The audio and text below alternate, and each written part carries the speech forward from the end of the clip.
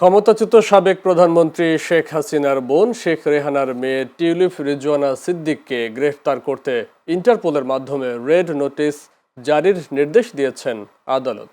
দুদকের আবেদনের প্রেক্ষিতে আজ ঢাকা মহানগর সিনিয়র স্পেশাল জজ মোহাম্মদ সাব্বির ফয়েজের আদালত এই আদেশ দেন।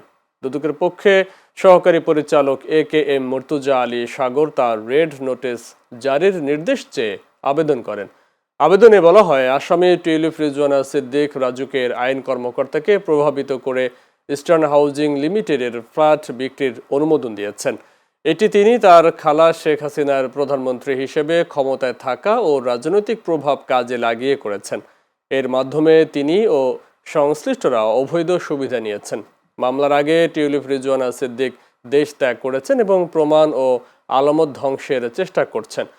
এজন্য তাকে গ্রেফতার করা জরুরি। দেশের বাইরে থাকার কারণে তার গ্রেফতারের জন্য ইন্টারপোলের মাধ্যমে রেড নোটিশ জারি করা একান্ত প্রয়োজন বলে আবেদনে উল্লেখ করা হয়েছে।